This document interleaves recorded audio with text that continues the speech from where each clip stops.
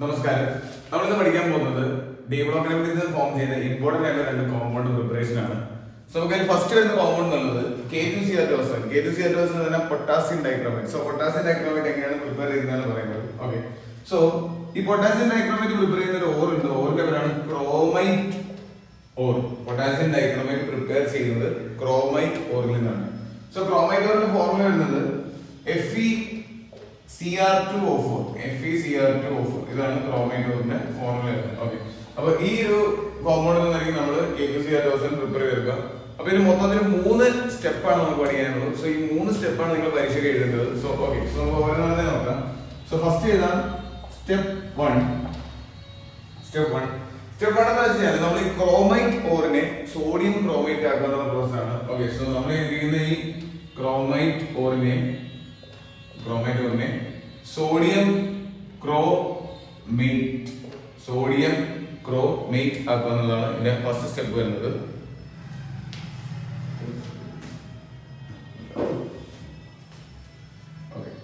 So നമുക്ക് വേണ്ടി അതിന്റെ ഇക്വേഷൻ എന്താ നോക്കാം. നമ്മുടെ ക്രോമൈറ്റ് പറയായ FeCr2O4 എടുക്കുക. ഓക്കെ, ക്രോമൈറ്റ് പറയായ FeCr2O4 എടുക്കുക. ഇനി സോഡിയം ക്രോമേറ്റ് ആക്കാൻ വേണ്ടി നമ്മൾ സോഡിയം ഉള്ള ഒരു കോമ്പൗണ്ടിലേക്ക് ആഡ് ചെയ്യണം. സോ ഏത് കോമ്പൗണ്ട് ആഡ് ചെയ്ത് കഴിഞ്ഞാൽ സോഡിയം കാർബണേറ്റ് ആണ് ആഡ് ചെയ്യുന്നത്. Na2CO3 ആഡ് ചെയ്യുക. പിന്നെ ഓക്സിജൻ കൂടെ ആഡ് ചെയ്യുക. ഓക്കെ, അപ്പൊ ഇത് മൂന്നാണ് നമുക്ക് ആഡ് ചെയ്യുന്നത്. സോ എന്തൊക്കെയാണ് നമ്മൾ ക്രോമേറ്റ് ഓർ എടുത്തു, സോഡിയം വരാൻ വേണ്ടി സോഡിയം കാർബണേറ്റ് ആഡ് ചെയ്തു, Na2CO3 ആഡ് ചെയ്തു, ഓക്സിജൻ ആഡ് ചെയ്തു. ഓക്കെ, അതിന്റെ പ്രൊഡക്റ്റ് എന്താണെന്ന് വെച്ച് കഴിഞ്ഞാൽ ഈ Cr2O4 മാറിയത് CrO4 എന്നായി മാറും. ആൻഡ് ഈ Fe മാറിക്കൊണ്ട് രണ്ട് സോഡിയം വരും. ഓക്കെ, Na2CrO4 എന്നായി മാറും കേട്ടോ. സോഡിയം ക്രോമേറ്റ് എന്ന കോമ്പൗണ്ടിന്റെ ഫോർമുല വരുന്നത് CrO4 ആണ്. അപ്പൊ ഇത് നോക്കി ഇതിന്റെ വ്യത്യാസം നോക്കുക. ഇത് Cr2O4 ആണ് ക്രോമൈറ്റ് എന്ന് പറയുമ്പോൾ, ക്രോമേറ്റ് എന്ന് പറയുന്നത് CrO4 ആണ്. അപ്പൊ Cr2O4 ൽ നിന്നും CrO4 ലേക്ക് മാറി. ഓക്കെ, അപ്പൊ നമ്മുടെ അടുത്ത് സോഡിയം ആദ്യം ഇങ്ങോട്ടേക്ക് വന്നിട്ടുണ്ട്, സോഡിയം ഇവിടെ വന്നിട്ടുണ്ട്. സോ സോഡിയം വന്നു, അതുപോലെ ക്രോമേറ്റ് വന്നു. ഇനി ബാക്കിയുടെ Fe ഉണ്ട്. Fe ഓക്സിഡേഷൻ സംഭവിക്കും. ഈ ഓക്സിജൻ Fe ലേക്ക് കയറും, അയണിലേക്ക് ആ ഓക്സിജൻ കയറും. അപ്പൊ Fe ലേക്ക് ഓക്സിജൻ സംഭവിച്ചു കഴിഞ്ഞാൽ അയണിന്റെ ഓക്സൈഡ് ആയ Fe2O3 ആയി മാറും. Fe2O3 ആയി മാറും. ഇനി അതുപോലെ ബാക്കി എന്താണെന്ന് വെച്ച് കഴിഞ്ഞാൽ ഇവിടെ ഒരു കാർബണേറ്റ് ഗ്രൂപ്പ് കാണാൻ പറ്റുന്നത്, ലൈക്ക് ഒരു CO3 കാണുന്നത്. അതിന്റെ ഉള്ളിൽ കാർബൺ ഡയോക്സൈഡ് ഇറങ്ങി വരും. ഓക്കെ, സോ ഇത്രയാണ് ഇതിന്റെ പ്രൊഡക്റ്റ് വരുന്നത്. അപ്പൊ എന്തൊക്കെയാണെന്ന് കൂടെ പറയാം. ആദ്യം നമ്മുടെ Cr2O4 മാറി CrO4 ആയി മാറി. അതാണ് ഈ ക്രോമൈറ്റ് തമ്മിലുള്ള വ്യത്യാസം. പിന്നെ ഈ Fe ഓക്സിഡേഷൻ സംഭവിച്ച് Fe2O3 ആയി മാറും. അതുപോലെ ഈ കാർബണേറ്റ് ഗ്രൂപ്പിൽ നിന്ന് കാർബൺ ഡയോക്സൈഡ് പുറത്തേക്ക് ഇറങ്ങി. ഓക്കെ, സോ ഇതാണ് ഇതിന്റെ ഫസ്റ്റ് സ്റ്റെപ്പ്. അടുത്ത സ്റ്റെപ്പ് 2 എന്താ പറയുക വെച്ചാൽ ഈ ക്രോമേറ്റിനെ നമ്മളിപ്പോ കിട്ടിയിരിക്കുന്ന ക്രോമേറ്റിനെ അസിഡിഫൈ ചെയ്തുകൊണ്ട് നമുക്ക് ഡൈക്രോമേറ്റ് ആക്കാനാണ് പറയുന്നത്. ഓക്കെ, ക്രോമേറ്റിനെ അസിഡിഫൈ ചെയ്തുകൊണ്ട് ഡൈക്രോമേറ്റ് ആക്കാനാണ് പറയുന്നത്. സോ ഈ അസിഡിഫൈ ചെയ്യാന്ന് വെച്ചാൽ എന്താണ്? അസിഡിഫൈ ചെയ്യാന്ന് വെച്ചാൽ H+ ആഡ് ചെയ്യുക. H+ ആഡ് ചെയ്താൽ ക്രോമേറ്റ് മാറി ഡൈക്രോമേറ്റ് ആയി മാറുന്നതാണ് പറയുന്നത്. ഓക്കെ, ഇതിന്റെ ഫോർമുല എഴുതാം. സോ നമ്മളെ ഈ കിട്ടിയിരിക്കുന്നതാണ് ക്രോമേറ്റ്. അതിലേക്ക് എടുക്കുക Na2CrO4. അസിഡിഫൈ ചെയ്യാൻ രണ്ട് H+ ആഡ് ചെയ്ത് കൊടുക്കുക. ഓക്കെ, അസിഡിഫൈ ചെയ്യാൻ രണ്ട് H+ ആഡ് ചെയ്ത് കൊടുക്കുക. ഓക്കെ, സോ H+ ആഡ് ചെയ്ത് കഴിഞ്ഞാൽ ഇത് രണ്ട് മോളിക്യൂൾസ് എടുക്കാം. ഇതിൽ നിന്നും സോഡിയം ഡൈക്രോമേറ്റ് Cr2O7 കേട്ടോ. Cr2O7 എന്നുള്ള ഡൈക്രോമേറ്റിലെ ഫോമിലേക്ക് മാറും. അപ്പൊ Na2Cr2O7 എന്ന കോമ്പൗണ്ട് ആയിട്ട് ഇത് മാറും. ഓക്കെ, ഇതാണ് പ്രൊഡക്റ്റ്. സോ ബാക്കി ആരൊക്കെ ഉണ്ടെന്ന് വെച്ച് കഴിഞ്ഞാൽ ബാക്കി ഇവിടെ എത്ര H ഉണ്ട്? ഇവിടെ നോക്കി, ഇവിടെ മൊത്തം 4 2 8 ഓക്സിജൻ ഉണ്ടായിരുന്നു. അപ്പൊ അതിൽ 7 ഓക്സിജൻ പുറത്തേക്ക് വന്നു. ബാക്കിയുള്ള ഓക്സിജൻ ബാക്കിയുണ്ട്. ആ ഒരു ബാക്കിയുള്ള ഓക്സിജനും ഈ 2 H കൂടി ചേരും. അപ്പൊ ഈ 2 H ഇവിടെ മൊത്തം 8 ഓക്സിജൻ ഉണ്ടായിരുന്നു. അതിൽ 7 ഓക്സിജൻ വന്നിട്ടുള്ള ഒരു ഓക്സിജൻ ബാക്കിയുണ്ട്. ആ 2 H കൂടെ ഓക്സിജൻ കൂടി ചേരുമ്പോൾ H2 ആയിരുന്നു. H2. സോ ഇനി എന്താ പുറത്തേക്ക് വരാൻ ബാക്കിയുള്ളതെന്ന് വെച്ച് കഴിഞ്ഞാല് ഇവിടെ മൊത്തം 4 എണ്ണ ഉണ്ടായിരുന്നു. അതിൽ 2 എണ്ണയാണ് പുറത്തേക്ക് വന്നത്. ബാക്കി 2 എണ്ണയും കൂടെ ബാക്കിയിട്ട്. സോ 2 സോഡിയാണ് പുറത്തേക്ക് 2Na+. കേട്ടോ, ഇതാണ് ഇതിന്റെ ഫോർമുല വന്നിരിക്കുന്നത്. ഓക്കെ, അപ്പോ ഒരു മോള് വാട്ടർ 2 Na+ പുറത്തേക്ക്. ആൻഡ് ലാസ്റ്റ് സ്റ്റെപ്പ് 3 നമുക്ക് അതിനെ ഇപ്പൊ നമുക്ക് കിട്ടിയിരിക്കുന്ന സോഡിയം ഡൈക്രോമേറ്റ് ആണ്.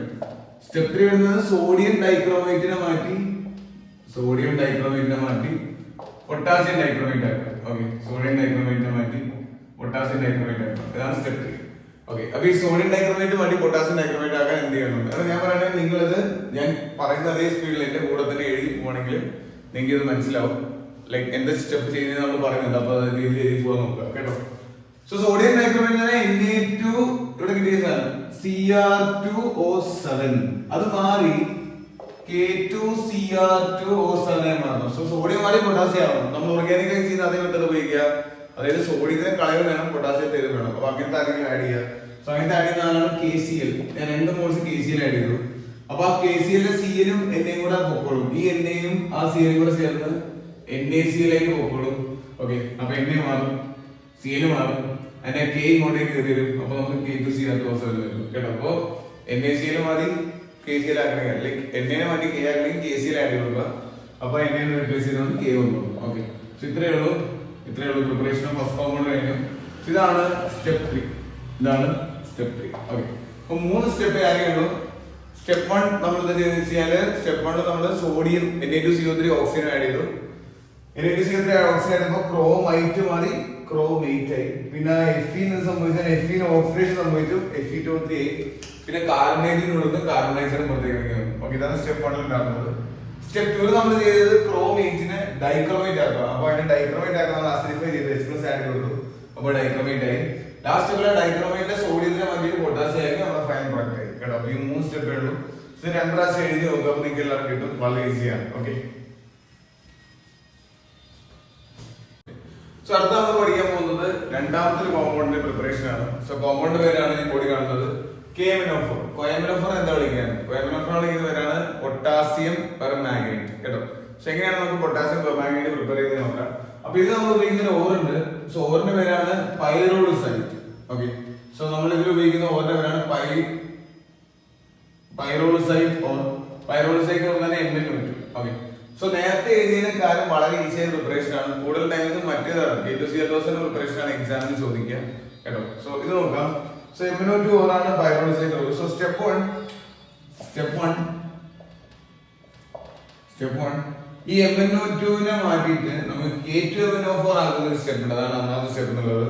ഓക്കെ. സോ സ്റ്റെപ്പ് 1 തന്നെ MnO2ലേക്ക് നമ്മൾ KOH ഓക്സിജനും ആഡ് ചെയ്യുക. ഓക്കെ. MnO2ലേക്ക് നമ്മൾ KOH ഓക്സിജൻ ആഡ് ചെയ്യുക. ഇതാണ് സ്റ്റെപ്പ് 1 വരുന്നത്. ഇപ്പൊ KOH ഓക്സിജൻ ആഡ് ചെയ്താൽ ഇതിന്റെ പ്രൊഡക്റ്റ് വരുന്നത് K2MnO4 എന്നൊരു കോമ്പൗണ്ട് നമുക്ക് പ്രൊഡക്റ്റ് ആയി കിട്ടും. ഓക്കെ. സോ ഈ K2MnO4ന്റെ പേര് എന്താണെന്നുള്ളത്. ഓക്കെ. സോ K2MnO4ന്റെ പേര് ഇവിടെ നോക്കി. ഇവിടെ ഇതിന്റെ പേര് നമ്മൾ എഴുതിയിട്ടുള്ളത് പൊട്ടാസ്യം പെർമാംഗനേറ്റ് എന്നാണ്. ഇതിന്റെ പേര് പൊട്ടാസ്യം മാംഗനേറ്റ്. ഓക്കെ. പെർമാംഗനേറ്റ് അല്ല, potassium manganate. Okay. So potassium manganate നമ്മൾ ആദ്യം ഫോം ചെയ്യുന്നതാണ് നമ്മുടെ ഫസ്റ്റ് പരിപാടി. സോ K2MnO4 ആയി മാറി. അടുത്ത step 2. Okay. So potassium manganate നമ്മൾ എന്തൊക്കെ ചെയ്തു? MnO2 എടുത്തു, അതിലേക്ക് ഓക്സിജൻ ആഡ് ചെയ്തു, അതുപോലെ KOH ആഡ് ചെയ്തു. അപ്പൊ 2 KOH ആഡ് ചെയ്യുമ്പോൾ ഈ 2 K ഇവിടെ കയറി വരും. അങ്ങനെയാണ് പ്രൊഡക്റ്റ് വരുന്നത്. ഇതിന് വേറെയും ഇത് ബാലൻസ്ഡ് അല്ല, ഇത് ബാലൻസ് ചെയ്യുന്ന നിർബന്ധമില്ല. സോ നിങ്ങൾ ഇതിന്റെ റിയാക്ടന്റുകളെല്ലാം കറക്റ്റ് ആയി പഠിച്ചെടുക്കുക. ഓക്കെ. രണ്ടാം സ്റ്റെപ്പിൽ നമ്മൾ ആ K2MnO4 എടുക്കുക. അതായത് ആ പെർമാംഗനേറ്റ് എന്ന കോമ്പൗണ്ടിലേക്ക് മാറ്റാൻ വേണ്ടിയാണ്. ഓക്കെ. സോ നമുക്കിപ്പോ കിട്ടിയിരിക്കുന്ന മാംഗനേറ്റ് ആണ്. മാംഗനേറ്റ് നമുക്ക് പെർമാംഗനേറ്റ് ആക്കാനാണ്. ഓക്കെ. സോ പൊട്ടാസ്യം പെർമാംഗനേറ്റ് ആണ് ഈ കോമ്പൗണ്ട്. സോ പെർമാംഗനേറ്റ് ആക്കി മാറ്റാൻ വേണ്ടിയാണ്. ഓക്കെ. സോ മാഗ്നേറ്റിന് നമ്മൾ എന്താ ചെയ്യുന്നത് വെച്ചാല് നേരത്തെ നമ്മള് ഡൈക്രോമേറ്റ് ആക്കാൻ വേണ്ടി അസിഡിഫൈ ചെയ്തില്ലേ? സെയിം സ്റ്റെപ്പാണ് ഇവിടെയും അസിഡിഫൈ ചെയ്യുക മാഗ്നേറ്റിനെ. ഓക്കെ. സോ മാഗ്നേറ്റിനെ അസിഡിഫൈ ചെയ്ത് കഴിഞ്ഞാൽ H+ ആഡ് കൊടുത്തു കഴിഞ്ഞാൽ ഇതിനുള്ളിൽ നിന്നും ഇത് ബ്രേക്ക് ഡൗൺ ആയിട്ട് ഇതിനുള്ളിൽ നിന്നും നമുക്ക് വേണ്ട KMnO4 പുറത്തേക്ക് ഇറങ്ങിയത്. പിന്നെ തുടക്കത്തിൽ നമ്മൾ എന്താണ് ഇതിന്റെ ഓർ ആഡ് ചെയ്തത്? ആ ഓറും ഈ കോമ്പൗണ്ടിൽ രണ്ടെണ്ണം വരുന്നുണ്ട്. ഇതിനുള്ളിൽ നിന്ന് ആ ഓറും പുറത്തേക്ക് ഇറങ്ങി വരും. MnO2. അപ്പൊ നമുക്ക് വേണ്ട പ്രൊഡക്റ്റ് ഇവിടെ കിട്ടിക്കഴിഞ്ഞു. പെർമാംഗനേറ്റ് കിട്ടിക്കഴിഞ്ഞു. KMnO4 വന്നു കഴിഞ്ഞു. അതിൽ MnO2 വരും, അതുപോലെ H2 വരും. ഓക്കെ. ഞാൻ ഇവിടെ manganate manganate. Okay. So manganate ഗ്രൂപ്പിനെ പെർമാംഗനേറ്റ് ആക്കാൻ വേണ്ടി നമ്മൾ ചെയ്തത് ഇത്രയേ ഉള്ളൂ. മാഗ്നേറ്റ് ഗ്രൂപ്പിലേക്ക് നമ്മൾ H+ ആഡ് ചെയ്തു. നമുക്ക് KMnO4 പൊട്ടാസ്യം പെർമാംഗനേറ്റ് വരും. പിന്നെ ഓവർ എന്താണെന്നോ അത് വരും, പ്ലസ് H2O വാട്ടർ വരും. സോ ഇത്രയേ ഉള്ളൂ. ഈ വളരെ സിമ്പിൾ ആയിട്ടുള്ള 2 സ്റ്റെപ്പേ ഉള്ളൂ for the preparation of potassium permanganate. അപ്പോൾ ഇതെല്ലാവരും പഠിച്ചെടുക്കുക. ഓക്കെ.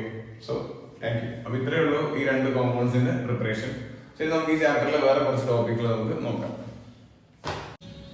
സോ അടുത്തത് നമ്മൾ ഡിസ്കസ് ചെയ്യാൻ പോകുന്നത് DNF ബ്ലോക്ക് ലെവൽസിൽ അറ്റോമിക് സൈസ് വെച്ചിട്ടുള്ള വളരെ ഇമ്പോർട്ടന്റ് ആയ ഒരു വേരിയേഷനെ പറ്റിയാണ്. സാധാരണ ഒരു ഓർബിറ്റലിൽ അറ്റോമിക് സൈസ് എങ്ങനെ വേരി എന്ന് വെച്ച് കഴിഞ്ഞാൽ മുകളും താഴത്തേക്ക് പോകുന്ന അറ്റോമിക് സൈസ് കൂടുകയാണ് ചെയ്യുക. മുകളും താഴത്തേക്ക് പോകുന്നത് അറ്റോമിക് സൈസ് കൂടാണ് കാരണം അവരുടെ ഷെല്ലുകളുടെ എണ്ണം കൂടി വരും താഴത്തേക്ക് പോകുന്നത്. സോ ഷെല്ലുകളുടെ എണ്ണം കൂടുന്നതനുസരിച്ച് ആറ്റത്തിന്റെ സൈസും പൊതുവെ വലുതായിക്കൊണ്ടേയിരിക്കും. പക്ഷേ ഡി ബ്ലോക്ക് ലെവൽസിന്റെ കേസിൽ മാത്രം താഴത്തേക്ക് പോകുന്ന അറ്റോമിക് സൈസ് കൂടുതലല്ല ചെയ്യുന്നത്, റിമെയിൻ സ്റ്റഡി, സെയിം ആയി നിൽക്കുക ചെയ്യുന്നത്. സോ എന്തുകൊണ്ടാണ് അത് സെയിം ആയി നിൽക്കുന്നത് എന്നാണ് പറയാൻ പോകുന്നത്. അപ്പൊ അതിനെപ്പറ്റി പഠിക്കണമെങ്കിൽ നമ്മൾ ആദ്യം അറിയേണ്ടത് എന്താണ് ലാന്തനോയിഡ് കോൺട്രാക്ഷൻ എന്നാണ്. Okay, so lanthanoid contraction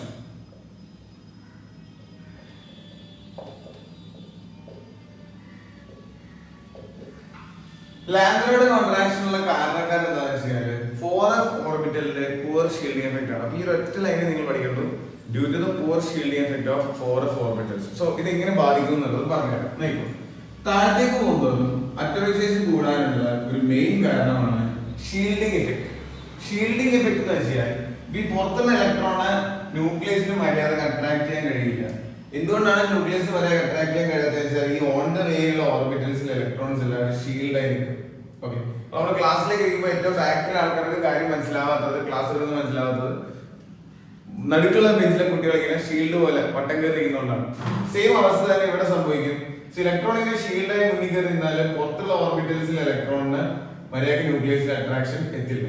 okay, അപ്പൊ ഇതേ അവസ്ഥയിലെ നമ്മൾ ഷീൽഡ് എഫക്ട് വിളിക്കുന്നത്. അപ്പോ ഇതേ ഷീൽഡ് എഫക്ട് സാധാരണ എല്ലാ ഓർബിറ്റൽസിലും ഉണ്ടാകും. പക്ഷേ 4f ഓർബിറ്റലിന് മാത്രം, ഈ f ഓർബിറ്റലിന് മാത്രം ഷീൽഡ് ചെയ്യാനുള്ള കഴിവ് വളരെ കുറവാണ്. കാരണം f ഓർബിറ്റലില് മൊത്തം 7 പെട്ടിയാണ് f ഓർബിറ്റൽ ഉണ്ടാവും. 1 2 3 4 5 6 7 7 പെട്ടിയിൽ മൊത്തം 14 ഇലക്ട്രോൺ കയറാനുള്ള സ്പേസ് ഉണ്ട്. പക്ഷേ ഇത് നമ്മൾ കോൺഫിഗറേഷൻ ചെയ്ത് വരുമ്പോൾ 14 ഇലക്ട്രോൺസ് ഉണ്ടാവില്ല, വളരെ കുറച്ച് ഇലക്ട്രോൺസ് ഉണ്ടാവും. അതിന്റെ ആ വളരെ കുറച്ച് ഇലക്ട്രോൺസ് തന്നെ ആ 5th ഷെല്ലിന്റെ അല്ലെ 4th ഷെല്ലിന്റെ ദൂരെ ആയിരിക്കും പോയിരിക്കുന്നുണ്ടാവുക. ഓക്കെ, സോ അങ്ങനെ വളരെ അകലെ പോയിരിക്കുന്ന സമയത്ത് അവരെ കൊണ്ട് കാര്യമായിട്ടൊന്നും ഔട്ടർ മോസ്റ്റ് ഷെല്ലിനെ ഷീൽഡ് ചെയ്യാൻ കഴിയില്ല. സോ ന്യൂക്ലിയസിന് ഈസി ആയിട്ട് ഔട്ടർ മോസ്റ്റ് വരുന്ന 5s അല്ലെങ്കിൽ 6s ഇലക്ട്രോൺസിലേക്ക് അട്രാക്ട് ചെയ്യാൻ പറ്റും. അങ്ങനെ ഇലക്ട്രോൺ അട്രാക്ട് ചെയ്യുന്നതുകൊണ്ടാണ് അവരുടെ സൈസ് ചെറുതായി പോകുന്നത്. ഓക്കെ, അപ്പോ 4f ഓർബിറ്റലിൽ ഷീൽഡ് എഫക്ട് വളരെ കുറവായതുകൊണ്ട് ഔട്ടർ മോസ്റ്റ് ഇലക്ട്രോണിനെ ന്യൂക്ലിയസിൽ നന്നായി അട്രാക്ട് ചെയ്യാൻ കഴിയും. സോ താഴത്തേക്ക് പോകുന്ന സൈസ് വലുതാവുന്നതിന് പകരം സൈസ് ഒരേപോലെ തന്നെ നിലനിൽക്കാൻ കാരണമാകും. ഇത്രയേ ഉള്ളൂ ലാന്തനോയിഡ് കോൺട്രാക്ഷൻ എന്ന് വെച്ചാൽ എന്താന്നുള്ളത്. ഇനി ലാന്തനോയിഡ് കോൺട്രാക്ഷൻ കാരണമുള്ള പ്രശ്നങ്ങളാണ് ഇനി നമ്മൾ പറയാൻ പോകുന്നത്. അതായത് ലാന്തനോയിഡ് കോൺട്രാക്ഷന്റെ കോൺസിക്വൻസസ്. ലാന്തനോയിഡ് കോൺട്രാക്ഷന്റെ കോൺസിക്വൻസസിനെ പറ്റി പറഞ്ഞാൽ പീരിയോഡിക് ടേബിളിൽ നമുക്കറിയാം നമ്മുടെ 3D ഓർബിറ്റൽ ഉണ്ട്, 4D 5D. സോ താഴത്തേക്ക് പോകുമ്പോൾ ഇവിടെ സൈസ് വലുതായി പോകേണ്ടതാണെങ്കിലും ഈ 4D ക്കും 5D ക്കും ഒരേ സൈസ് ആയിരിക്കും. ഓക്കെ, താഴത്തേക്ക് പോകുന്ന സൈസ് വലുതാവാതെ അവരുടെ സൈസ് റിമെയിൻ ദ സെയിം. ഈ സെയിം ആയി നിൽക്കാനുള്ള കാരണമാണ് ലാന്തനോയിഡ് കോൺട്രാക്ഷൻ. അപ്പോൾ ഒന്നാമത്തെ റീസൺ സിമിലർ സൈസ്, അതാണ് ഒന്നാമത്തെ consequence. They have similar size. രണ്ടാമത്തെ കോൺസിക്വൻസ് ഒരേ സൈസ് ആയ ആൾക്കാർക്ക് ഒരേപോലെ ആയിരിക്കും ഇലക്ട്രോണിനെ ന്യൂക്ലിയസ് അട്രാക്ട് ചെയ്യുന്നുണ്ടാവുക. അതുപോലെ തന്നെ അവരുടെ പ്രോപ്പർട്ടിയും സെയിം ആയിരിക്കും. അപ്പൊ same size same property. Same property ഉള്ള രണ്ടുപേര് തമ്മിൽ മിക്സ് ആയി കഴിഞ്ഞാൽ ഇവരെ സെപ്പറേറ്റ് ചെയ്യാൻ ബുദ്ധിമുട്ടായിരിക്കും. സെയിം പ്രോപ്പർട്ടി ഉള്ള രണ്ടുപേരെ എക്സ്ട്രാക്ട് ചെയ്തെടുക്കാൻ ബുദ്ധിമുട്ടായിരിക്കും. അപ്പൊ ഇത്തരം പ്രശ്നങ്ങളെല്ലാം ഉണ്ടാവുന്നത് ലാന്തനോയിഡ് കോൺട്രാക്ഷൻ കാരണം. അപ്പൊ അതാണ് മൂന്നാമത്തെ പ്രശ്നം, ഡിഫിക്കൽട്ട് ടു സെപ്പറേറ്റ്. ഓക്കെ, അപ്പൊ നമ്മൾ നോട്ട്സ് ഞാൻ അയച്ചിട്ടുണ്ട്. സോ ജസ്റ്റ് ഒന്ന് വായിച്ചു നോക്കാം. സെയിം പ്രോപ്പർട്ടി, സെയിം സൈസ്, അതുപോലെ ഡിഫിക്കൽട്ട് ടു സെപ്പറേറ്റ്. ഇത് മൂന്നാണ് ലാന്തനോയിഡ് കോൺട്രാക്ഷന്റെ കോൺസിക്വൻസസ്. സോ ഇതേപോലെ തന്നെ ഒരു സാധനം നമുക്ക് പഠിക്കേണ്ടത്, അതിന്റെ പേരാണ് actinoid contraction. Actinoid contraction. Okay, നമ്മുടെ പീരിയോഡിക് ടേബിളിൽ സെപ്പറേറ്റ് ആയിട്ട് താഴത്തെ ഒരു ബ്ലോക്ക് വെച്ചിട്ടുണ്ട്, എഫ് ബ്ലോക്ക് എന്നാണ് അതിന്റെ പേര്. സോ എഫ് ബ്ലോക്കിലുള്ള ഒരു സംഭവമാണ് ആക്ടിനോയിഡ് കോൺട്രാക്ഷൻ. അതായത് നമ്മളവിടെ പറഞ്ഞ 4f ഓർബിറ്റലിന് പുവർ ഷീൽഡിംഗ് എഫക്ട് കാരണമുള്ള ലാന്തനോയിഡ് കോൺട്രാക്ഷൻ ഉണ്ടാവുന്നത്. സോ അതിന് താഴെ വരുന്നതാണ് 5f ഓർബിറ്റൽ. സോ 5f ഓർബിറ്റലിന്റെ പുവർ ഷീൽഡിംഗ് എഫക്ട് കാരണം ഉണ്ടാവുന്നതിനെയാണ് നമ്മൾ ആക്ടിനോയിഡ് കോൺട്രാക്ഷൻ എന്ന് പറയുന്നത്. അതുകൊണ്ട് എഫ് ബ്ലോക്കിൽ ചില മെറ്റൽസിന് ഒരേ സൈസ് ആയിട്ട് കാണാൻ പറ്റും. അതിന്റെ എക്സാമ്പിൾ ഒക്കെ നമ്മൾ നോട്ടിൽ തരുന്നതാണ്.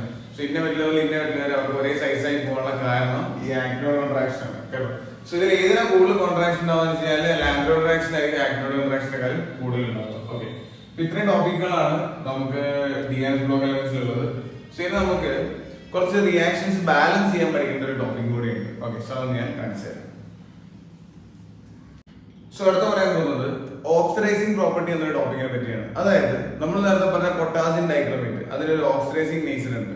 സോ ഓക്സിഡൈസ് ചെയ്യാന്ന് വെച്ച് കഴിഞ്ഞാല് നോക്കൂ, Cr2O7 2 ഓക്സിഡൈസ് ചെയ്ത് കഴിഞ്ഞാൽ Cr3+ ആയി മാറുന്നു. ഓക്കെ, Cr3+ ആയി മാറുന്നു. ഓക്കെ, അപ്പൊ ഇയാളുടെ ഇവിടുത്തെ ചാർജ് ചെക്കിയാണ് ഈ കോമ്പൗണ്ട് എത്ര ചാർജ് ഉണ്ട്. സോ ക്രോമത്തിന്റെ ചാർജ് ആയതുകൊണ്ട് നമ്മൾ എക്സ് മാർക്ക് ചെയ്തു.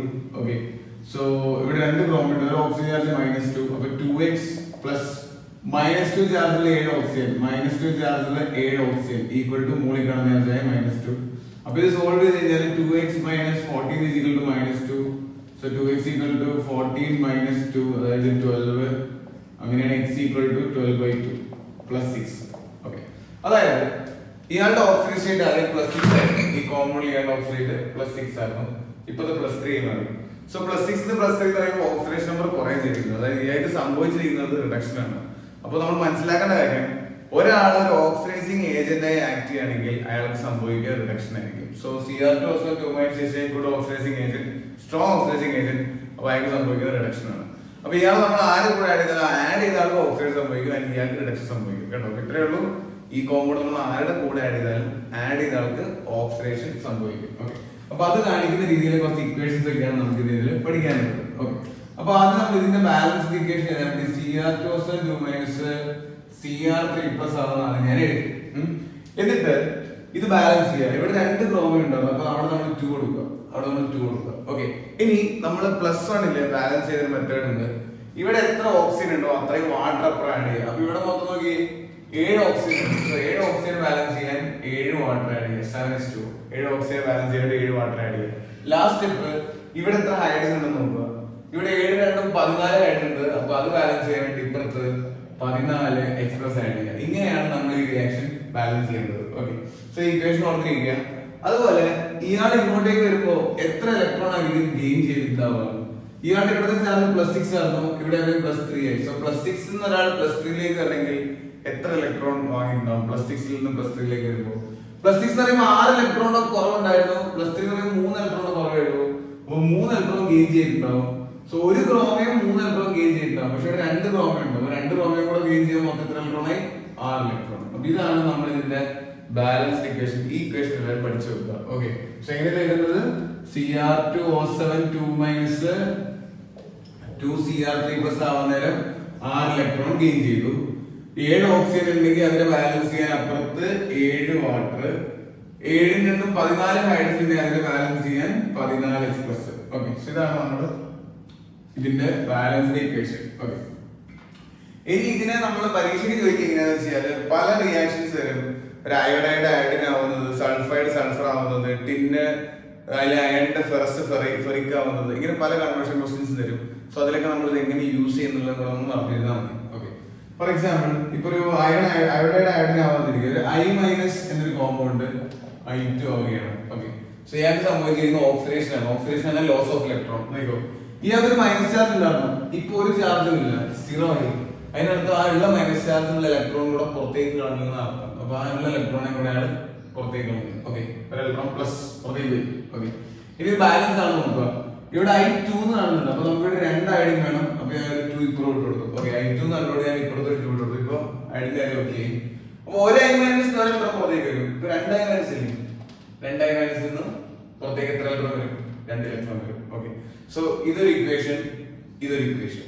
ഈ രണ്ട് ഇക്വേഷൻ കൂടെ ആഡ് ചെയ്ത് ഒറ്റ ഇക്വേഷൻ ആക്കുക. അതാണ് നമ്മുടെ ജോലി. ഇത് രണ്ടും കൂടെ ആഡ് ചെയ്യുമ്പോൾ പ്രശ്നം എന്താ വെച്ചാൽ ഈ ഇലക്ട്രോൺ എണ്ണം സെയിം ആയിരിക്കണം. ആഡ് ചെയ്യണമെങ്കിൽ ലെഫ്റ്റിലെ റൈറ്റ് ഇലക്ട്രോൺ എണ്ണം സെയിം ആയിരിക്കണം, വെട്ടിപ്പോകാനുള്ളതാണ്. അപ്പൊ അത് സെയിം ആക്കിയിട്ടാണ് ആഡ് ചെയ്യുന്നത്. അപ്പൊ ഇത് 6 ഇലക്ട്രോൺ, അത് 2 ഇലക്ട്രോൺ. ഈ മോളിൽ കാണുന്ന ഇക്വേഷനെ എന്തേലും വെച്ച് മൾട്ടിപ്ലൈ ചെയ്തിട്ട് താഴത്തുള്ള 6 ഇലക്ട്രോണോട് ഈക്വൽ ആക്കണം. അപ്പൊ ഇവിടെ 2 ആണ് വന്നിരിക്കുന്നത്, അതിനെ 6 ആക്കാൻ നമുക്ക് ചെയ്യാം 3 വെച്ച് മൾട്ടിപ്ലൈ ചെയ്യാം. 3 2 6 ആവുമല്ലോ. ഓക്കെ, സോ 3 വെച്ച് ഒന്ന് മൾട്ടിപ്ലൈ ചെയ്യാം. സോ 3 വെച്ച് ഇതിനെ മൊത്തത്തിൽ മൾട്ടിപ്ലൈ ചെയ്യാം. അപ്പൊ എന്ത് വരുന്നത്? ഇവിടെ 3 ആയിരിക്കും, 3 2s are 6 electron plus 3 into I2 3I2 gives 3 into 2I minus 3 2s are 6I minus എന്ന് വരും. ഓക്കെ, അങ്ങനെ നമുക്ക് രണ്ട് ഇക്വേഷൻ വന്നു കഴിഞ്ഞു. രണ്ട് ഇക്വേഷനിൽ ലെഫ്റ്റ് സൈഡ് ആഡ് ചെയ്യുക, റൈറ്റ് സൈഡ് ആഡ് ചെയ്യുക, സെയിം ആയിട്ട് ഇതിന്റെ വെട്ടിക്കളയുക. അപ്പൊ അത് ബാലൻസ് ആയി. കേട്ടോ, സോ ലെഫ്റ്റ് സൈഡ് ആഡ് ചെയ്യുമ്പോൾ ഇതെല്ലാം കൂടെ ആഡ് ചെയ്യുക. 6I minus plus Cr2O7 2 minus plus 14 is plus. Left സൈഡിൽ ആഡ് ചെയ്തു. റൈറ്റ് സൈഡിൽ 3I2 പ്ലസ് അതിന് ഇത് വെട്ടിപ്പോയി. പിന്നെ 2 Cr3 പ്ലസ് 7s2. ഓക്കെ, ഇത്രയാണ് ഇതിന്റെ ഫൈനൽ ഇക്വേഷൻ. പരിപാടി കഴിഞ്ഞു. ഇങ്ങനെ എഴുതുന്നതിനാണ് നമ്മൾ ക്വസ്റ്റ്യൻ വരിക. ഇനി പരീക്ഷയ്ക്ക് ചോദിക്കുന്നത് വെച്ചാൽ ഈ ഭാഗം തരും, ആ ഭാഗം തരില്ല, എന്നിട്ട് ആ ഭാഗം നിങ്ങളോട് കംപ്ലീറ്റ് ചെയ്യാൻ പറയും. അപ്പൊ ഈ ഭാഗം തന്നെ ആ ഭാഗം കംപ്ലീറ്റ് ചെയ്യാൻ പറഞ്ഞാല് ശ്രദ്ധിച്ചു നോക്കിയാൽ കാണാം, ഇവിടെ 7, ഇവിടെ CR2 ആണ്. CR2 ആണ് എന്തായാലും പുറത്തേക്ക് വരാൻ പോകുന്നത് 2CR3+ ആണ്. 2CR3+ ആണ് പുറത്തേക്ക് വരാൻ പോകുന്നത്. നമ്മൾ ആദ്യം പറഞ്ഞായിരുന്നു, നമ്മൾ ഇക്വേഷൻ പഠിച്ചിട്ട് വന്നില്ല. ഈ ഇക്വേഷൻ 2CR3+ പുറത്തേക്ക് വരും. പിന്നെ 7 ഓക്സിജൻ കാണുന്നുണ്ട്. 7 ഓക്സിജൻ കാണുകയാണെങ്കിൽ എന്തായാലും 7 വാട്ടർ ഉണ്ടാവും. So 7s2. പിന്നെ I- എന്ത് സംഭവിക്കുന്നത്? I- അയഡിൻ മാറും. സോ 6 I- ഉണ്ടെങ്കിൽ അതിൽ നിന്ന് അയഡിൻ എന്ന് പറയുമ്പോൾ 3 I2. ഓക്കെ, അയഡിൻ എന്ന് പറയുമ്പോൾ I2 ആണ്, അത് 3 എണ്ണം എടുക്കുക. ഓക്കെ, അപ്പൊ ഇങ്ങനെയാണ് പരീക്ഷയിൽ ചോദിക്കുക. ഈ ഭാഗം തരും, അപ്പുറത്തെ ഭാഗം എഴുതാൻ പറ്റും. ഇത് എങ്ങനെ വന്നു എന്നുള്ളതാണ് ഞാൻ കാണിച്ചത്. ഓക്കെ, സോ അയഡിന്റെ എക്സാമ്പിളാണ് ഇപ്പൊ കാണിച്ചത്. അതുപോലെ ഒരു എക്സാമ്പിൾ കൂടെ ഞാൻ കാണിച്ചു തരാം. അടുത്ത രണ്ടാമത്തെ എക്സാമ്പിൾ നമ്മൾ സംസാരിക്കാൻ പോകുന്നത് ഫെറസിനെ എങ്ങനെ ഫെറിക് ആക്കാം. ഫെറസ് തന്നെ Fe2+, ഫെറിക് തന്നെ Fe3+. Fe2+, Fe3+ ആവുന്ന റിയാക്ഷനെ ബാലൻസ് ചെയ്യുന്ന എങ്ങനെയാണ് പറയാൻ പോകുന്നത്.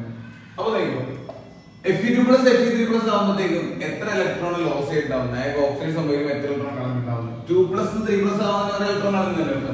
അപ്പൊ ഒരു ഇലക്ട്രോൺ. ഓക്കെ, അത് ഇനി നമ്മൾ നേരത്തെ CR2 ഇക്വേഷൻ എന്തായിരുന്നു? CR2 2- 6 ഇലക്ട്രോൺ വാങ്ങിയാൽ 2CR3+ ആവാം. അതിൽ ഇവിടെ 7 ഓക്സിജൻ ഉണ്ടെങ്കിൽ 7 വാട്ടർ, 7 കൊണ്ട് 14 ഹൈഡ്രജൻ ഉണ്ടെങ്കിൽ 14S+. ഓക്കെ, ഇതാണ് നമ്മുടെ രണ്ട് ഇക്വേഷൻ. ഓക്കെ, അപ്പൊ ഈ രണ്ട് ഇക്വേഷൻ നിങ്ങൾക്ക് കിട്ടിക്കാണും. ഇനി എന്താ ചെയ്യേണ്ടത്? ലെഫ്റ്റ് റൈറ്റ് ആഡ് ചെയ്യണം. ആഡ് ചെയ്തതിനുള്ള ഇലക്ട്രോൺ എണ്ണം സെയിം ആക്കണം. അപ്പൊ ഇവിടെ 6 ഇലക്ട്രോൺ, അവിടെ ഒരു ഇലക്ട്രോണേ ഉള്ളൂ. ആ ഒന്നിനെയും കൂടെ 6 ആക്കിയാൽ നമുക്ക് ആഡ് ചെയ്യാൻ പറ്റുള്ളൂ. അപ്പൊ എങ്ങനെ നമുക്ക് 6 ആക്കാം? ഈ ഇക്വേഷൻ മൊത്തത്തിൽ 6 വെച്ച് മൾട്ടിപ്ലൈ ചെയ്യാം. അപ്പൊ നമ്മുടെ ഇക്വേഷൻ കിട്ടും. എന്തൊക്കെ കിട്ടിയിരിക്കുന്നത്? 6 വെച്ച് മൾട്ടിപ്ലൈ ചെയ്യുമ്പോൾ 6 × 1 electron 6 electron plus 6 × Fe2+, 6 Fe3+ gives 6 × Fe2+, 6 Fe2+. ഇങ്ങനെ വരും. ഓക്കെ, സോ അതിന്റെ ഈ ലെഫ്റ്റ് സൈഡ് ആഡ് ചെയ്യുക, റൈറ്റ് സൈഡ് ആഡ് ചെയ്യുക, ഫൈനൽ ഇക്വേഷൻ ആണ്. അത്രേ ഉള്ളൂ കേട്ടോ. ലെഫ്റ്റ് സൈഡ് ആഡ് ചെയ്യുക, CR2O7 2- plus 14H+ plus 6Fe2+ gives right side is 2CR3+ plus 7H2O plus 6Fe3+. Okay, കഴിഞ്ഞു. ഇത്രയേ ഉള്ളൂ. ഇലക്ട്രോൺ എണ്ണം സെയിം ആക്കുക, ആഡ് ചെയ്യുക. ഓക്കെ, ഇത്രയും കൂടി DNF ബ്ലോഗ് എന്ന ലെവലിൽ പാഠം നിർവഹിക്കുകയാണ്. നിങ്ങൾക്ക് എന്തെങ്കിലും ഡൗട്ട് കാര്യങ്ങളുണ്ടെങ്കിൽ നിങ്ങൾ മെസ്സേജ് ചെയ്യാം. Okay, so thank you.